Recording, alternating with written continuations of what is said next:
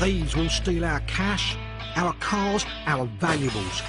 Just about anything they can get their hands on. But now the police are using cutting-edge technology to catch the bad guys. The CCTV is gold dust. Great evidence for the police. Gotta have him stopped. Local councils, shops and businesses are fighting crime with their own tricks and traps. There's a eureka moment when you get that evidence. And the public are using secret cameras to make sure crooks get their comeuppance. It makes me feel so angry. He's paid the price, he's being dealt with. Yes, we've got her. So anyone who's up to no good had better think twice. They might just get caught red-handed.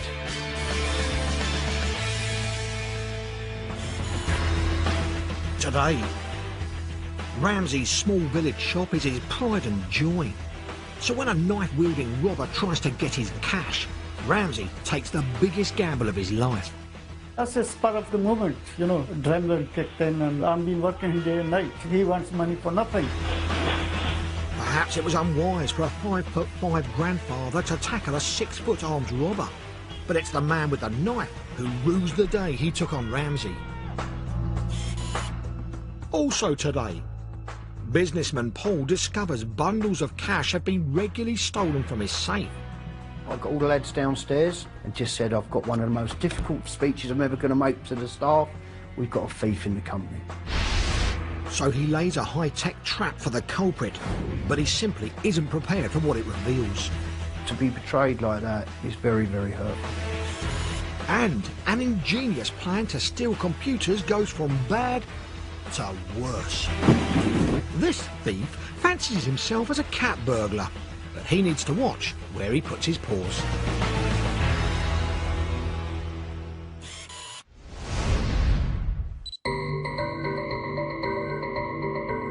The village of Cockenzie on Scotland's east coast is just up the road from Edinburgh, a short bus ride. 30 years ago, village store owner Ramsey used to make the journey daily as a driver for the bus company. I used to drive a 26 bus from Edinburgh. Then I seen this shop for sale. Ramsey was thrilled at the chance to buy the Cockenzie village shop and rushed back to tell his wife and daughter Sam. I remember my dad coming home and saying, I found an amazing place to stay. So of course he brought us down one day and it took our breath away. It was just picturesque, serene, calm, and I thought, yep, absolutely lovely. Since then, Ramsey has built the shop up, raised 3 children with his wife Rifat, and established himself at the heart of the Cockenzie community. Everybody knows Ramsey. Everybody. Cockenzie would be quiet, let's say, without Ramsey. He basically is one in a million. Everybody's beautiful in his eyes. Nothing is a problem for my dad, nothing whatsoever. Whole community is like one whole family. You know, we have been there about 30 years now. Customers, we've grew up with them. We went through their sicknesses, health, divorces, marriages, every part of life. But after 30 happy years in the shop, Ramsey's faith in human nature is suddenly tested to the limit by a violent robbery.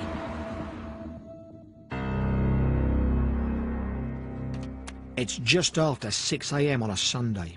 In the morning, I opened my shop and I'd done the papers, delivery papers. The store has CCTV cameras which also record sound. It isn't long before a customer comes in. He asked me for cigarette papers, asked him for his age, make sure he was over 18. Ramsey gets the cigarette papers, but then another man bursts into the shop. As soon as I opened the cash register, this other guy comes running in. The man crashes forward, knocking the displays and baskets on the counter. And grabs the till. He has a large knife and points it an inch from Ramsey's face. The customer runs out as the thief tries to grab cash from the till. I tried to close the till, but it couldn't close it because his hand was in it. Ramsey hangs onto the till for grim life and shouts at the top of his voice. That's the spur of the moment, you know. Adrenaline kicked in and I started to get very angry, and I've been working day and night. He wants money for nothing. The 6-foot-tall robber towers over Ramsey, who's only 5'5". I'll stab you. He said, he's going to stab me. Give me the money, I'm going to stab you. But Ramsey ignores the warning and continues yelling. I thought if I shout, somebody from the street might hear me and come and give me a hand.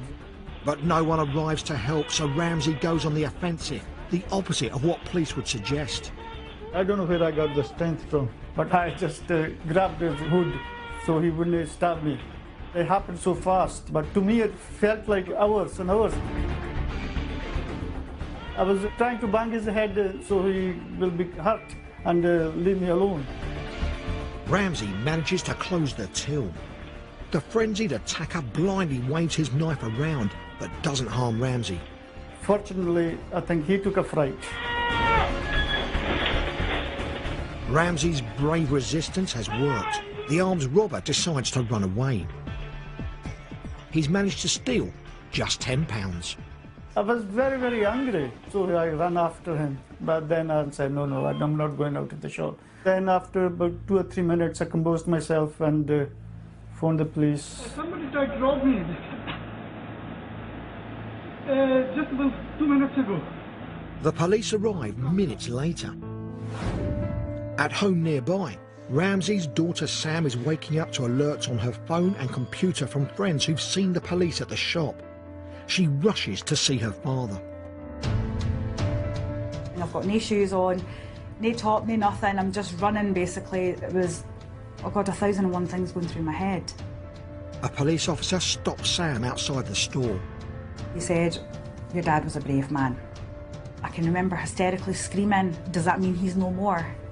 And he's like, no, but we can't say anything at this point. It was just the worst day of my life. She was very worried and crying. I was worried that she will phone my wife. She might take a fright and something might happen to her. Ramsey notices Sam outside. So he comes to the door and he's a bit dazed. Me being me, oh my God, what's happened to you? What's happened to you? I'm absolutely fine, I'm absolutely fine. Is your mum okay? Is your mum okay? Sam's sister arrives and they go inside. The shop was an absolute mess. Me and my sister, we look at each other and we're like, cameras. When they check the CCTV camera recording, they are distraught their dad was in such extreme danger. What we saw and how close the blade was, it was just awful. It's only money. His life was more important. But then when I think why he done it or how he must have felt at the moment, then I thought, yep, very proud of him for doing what he done.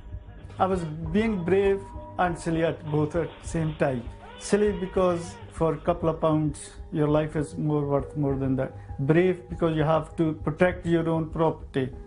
If you're not brave, then anybody can trample you. The police assure Sam they'll catch the robber soon, but she wants to identify the man herself. She gives the footage to the officers and takes a copy home. My younger brother's here with the wee ones, and of course he's getting a bit hysterical here. I'm away to search in the streets and I goes, rather than doing this, I've got it on USB, why don't we put it on social media and we'll take it from there. Sam posts the footage online and she's stunned by what happens next. We had a massive response, which was very, very overwhelming, and I had the name within the first 3 minutes. Sam immediately calls the police and they arrest the prime suspect. Priceless moment to hear that he was arrested. I was very proud of the police that they caught the culprit very quickly so he could commit no other crimes. In court, the arrested man pleaded guilty to robbery and assault. He was sentenced to 3 years and 2 months behind bars, with a further 2 years on licence.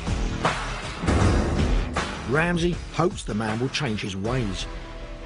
I was very sad, the young man ruining his life because he can make better life for himself. I don't want to see him go to prison all the time. I just want him to be a nice citizen of the community. Despite being shaken by the attack, Ramsey went straight back to work, and his faith in human nature has been quickly restored. Customers came in and had a wee banter with him. You're not going to hold us up, Ramsey, are you? A few people kind of got himself back to his normal self. I'm very grateful to the people of Kokenji because they're very, very helpful to me and very supportive. And it's not just the locals who've been supportive.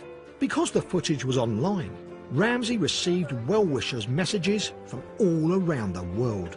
From America, from Canada, from Turkey. Some were former customers, some were people that had stayed here, some were relatives of relatives that are here. Unbelievable support. One of my customers, she phoned up from Sweden, that she was very worried about me. That makes me laugh and makes me proud. I admire my dad, he's my hero, and I don't think I could ask for a better person to be my father. Say bye-bye.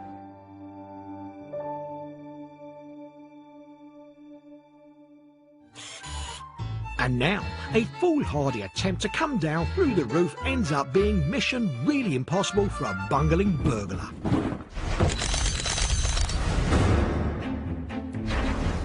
Breaking through a ceiling tile, this thief's luring himself into a computer store. He's caught on camera, and as he's about to find out, he's also caught on a dangling cable. Guess you could call that a tripwire. Now, ironically, the only thing that doesn't come with wireless in this high-tech store is our thief's left shoe, and he struggles to untangle it. It's not like this in the movies. Shoe back on, he decides to get on with the thieving, but forgets to cover his face until it's too late. Unsurprisingly, being a high-tech store, everything's alarmed and the hapless thief's forced to give up empty-handed. He decides to go back the way he came in, trying to escape without leaving a trace. Less cat burglar, more bull in a china shop. This decidedly non-master criminal is still at large, but police hope the footage will lead to somebody identifying him. The camera shows he hasn't got a leg to stand on, and probably needs locking up for his own safety. There is a saying, keep your friends close, but your enemies closer. But they can be one and the same thing when a friend, someone you trust, lets you down. A safe cracked. Someone that I'd known for 20 odd years. A friend betrayed. Just couldn't believe it was the person who it was. Nobody wins. Big price to pay for a small amount of money.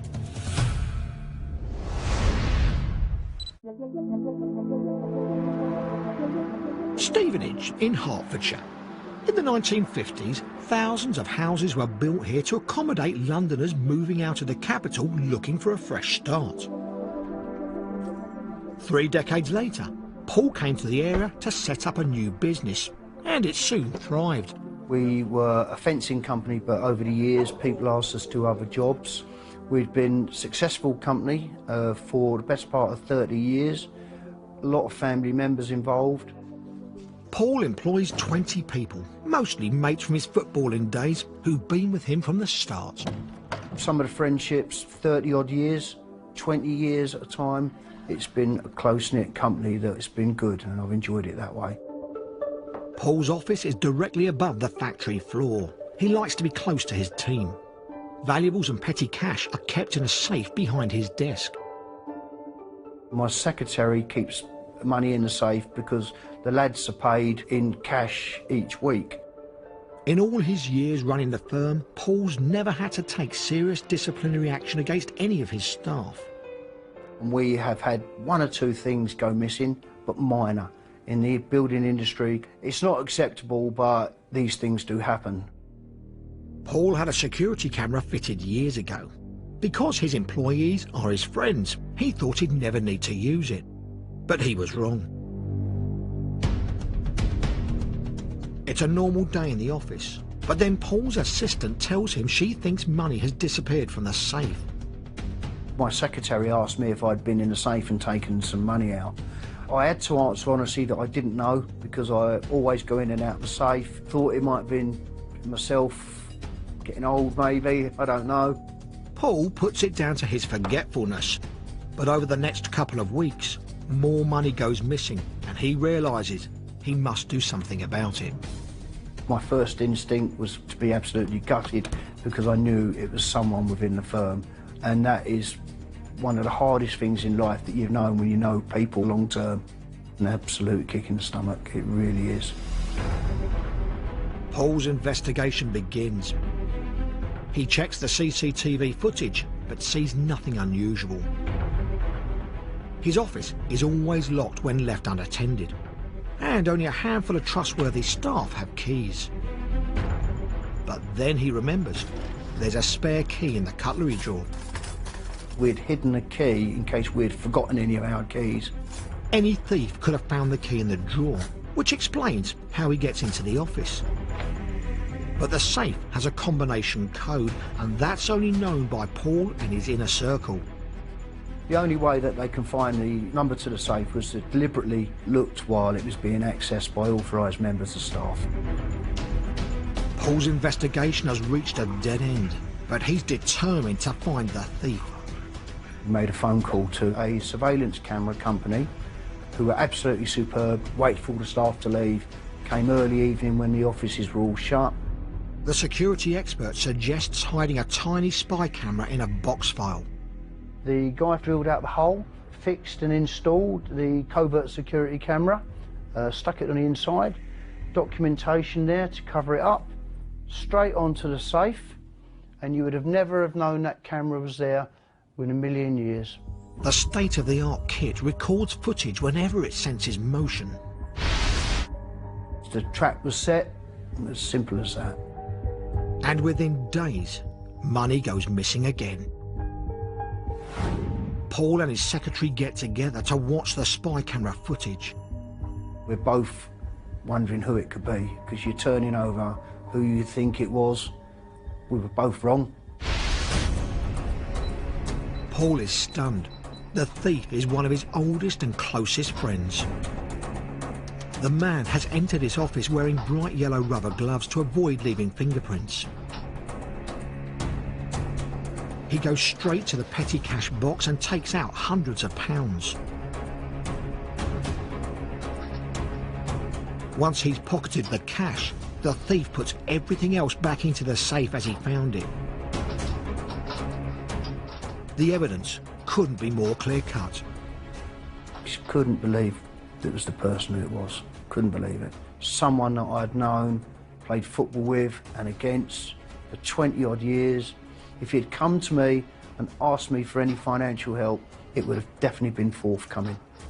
To be betrayed like that is very, very hurtful. Very, very hurtful. But the security camera recordings hold a further disturbing secret. When Paul watches the footage once more, he hears something that shocks him. When the light switch goes, you hear the light switch go. And then after that, you can hear him talking to someone.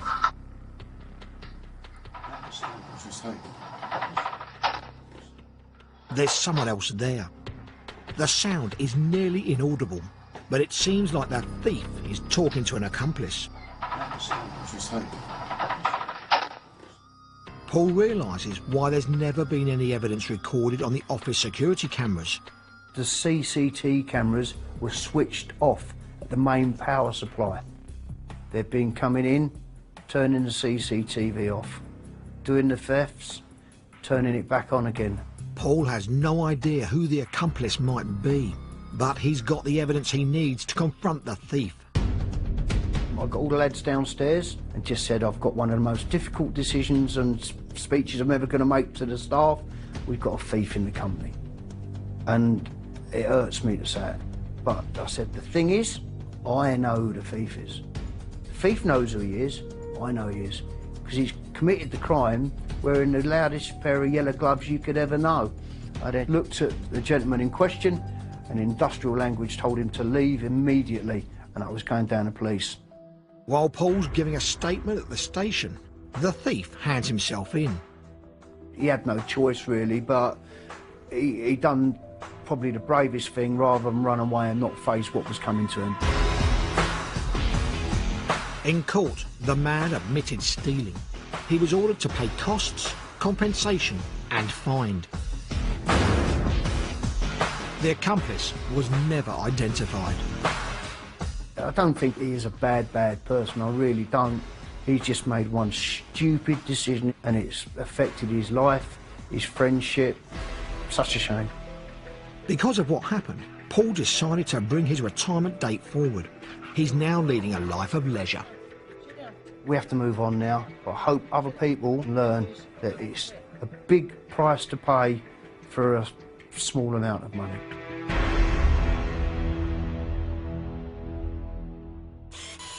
Security cameras can be highly effective, but they can also be turned off, faulty or damaged, so it's always good to have a backup plan, just in case. CCTV is fantastic, but it's not entirely foolproof. So you do need to make sure that your images are properly backed up and that your backup facility is secure. The CCTV cameras don't hold the data, it's the hard drive. So you've really got to make sure that your security around the hard drive is second to none. You should make sure the hard drive isn't obvious, isn't in the same place as the camera in case somebody wants to damage it or destroy it. So is it in another room? Can it be secured? Can it be hidden away? There are some fantastic gadgets available on the market in relation to CCTV and security. You can even upload images directly from your CCTV to your mobile phone, so even when you're on holiday, out of the country, on business, you can see exactly what's happening at home or at your particular business premises. If you're going to use a CCTV camera within your property, it's essential that you have it in the correct position. You want to capture the criminal's face as they come through the door. So use your friends and family to test it and make sure you get to grips with the system before you actually use it.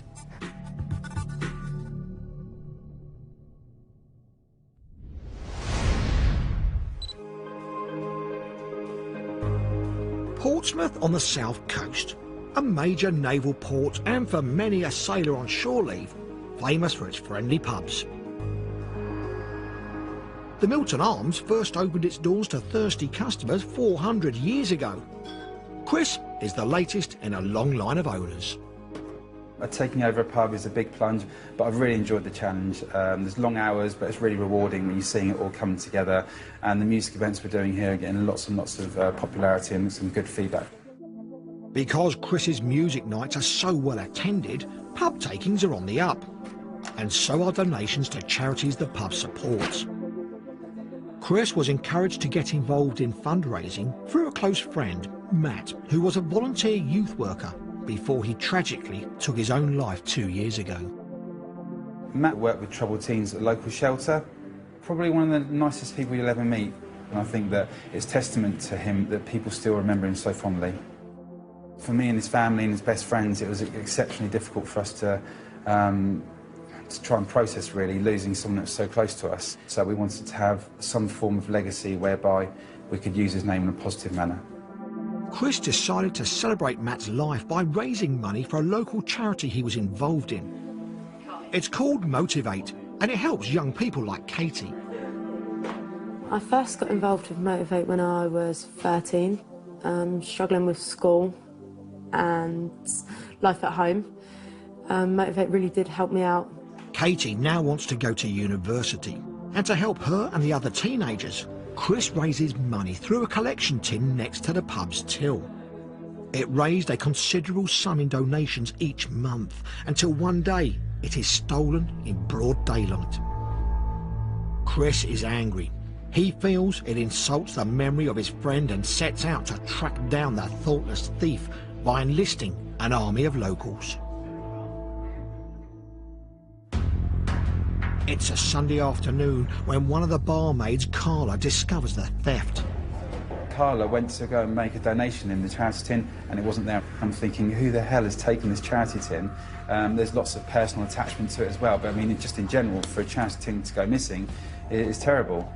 The Milton Arms has security cameras, so Chris asks another barmaid, Danny, to see if the CCTV recording shows exactly what day and time the charity tin disappears.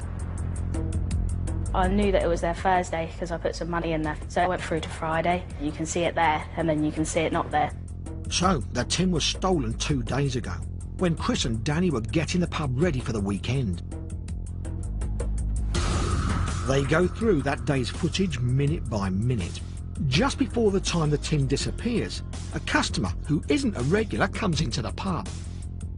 The guy come in saying that can he wait for his girlfriend, and I was like, yeah, no, that's fine. He takes his seat at the bar whilst trying to make the scene look a little bit more casual. Is pretending, as it appears, to use his phone. At the time, Chris is up a ladder to the right of the man, decorating the pub, and Danny's stock-taking to the man's left. He checks she isn't looking at him, then slowly moves his hand towards the donation tin. You'll see him giving it a quick nudge to see exactly what the potential reward is going to be from this risk he's about to take. He then asked for a glass of water, so then I gave him a glass of water as well. Here it comes. The man takes a sip, undoes his jacket, waits until Chris and Danny are looking the other way, and then snatches the tin. But just as he's nearly got it covered, this clumsy bloke almost drops the lot. I did hear money fall, but when you look, you don't think that someone's got a charity box, you just think they've dropped their change. Chris was too far away to hear the charity tin being juggled. He must have been thinking that was his moment, that he was going to be caught, and he thought it was his lucky day when it wasn't. The thief hides the tin in his jacket and carries on pretending to wait for his girlfriend. He even joins in with Chris's conversation as he walks by. I just spoken to Danny about the fact that Noel Gallagher has been booked for a local music festival, and he pipes up and said, "Noel Gallagher, really? He's at a local music festival?" I was like, "Yeah." He goes, and he started to pretend to speak to the other person on the other end of the phone, saying, "Let's get our tickets." A few minutes later, the thief walks out, taking money meant for teenagers like Katie, not for him. And there was a number of times I might have sworn to try and calm my anger, because seeing someone be so cold in the taking of something that means a lot to everyone that's been involved in it, really, it had a massive negative effect on me, I think, really, to put it bluntly. The thief may not have dropped the tin, but he has dropped a clanger. Chris is a skilled events promoter and knows how to spread news fast. He enlists the help of a colleague, Steve, and they spring into action. Steve made the decision to put it onto social media because we've got such a large network with all the businesses that we're involved with. In a matter of minutes, the thief's face is popping up on computer screens and smartphones across the city. The snowball effect from that was massive. I mean, I think we had over 500 shares within an hour. His image spreads through Portsmouth fast, and he soon realises he's got nowhere to run. Within 24 hours, the person had given himself up and made himself known to police. Case closed. In court, the man pleaded guilty to 4 counts of theft, including the charity tin, and was sentenced to 3 months in prison. Chris was delighted with the outcome and the way his customers rallied round to help the charity afterwards. People were happy to come and drop in coins, then started to turn to people that were happy to drop in notes, with more and more local businesses and people offering to support them more. So there's been a big benefit for something that could have lost a lot, basically. That's all for today. Join us next time to see some other villains who've been caught red-handed.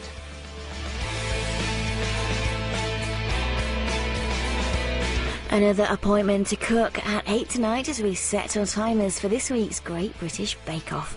That's followed at 9 by the return of Our Girl as Michelle Keegan signs up for duty. Up next, it's Bargain Hunt.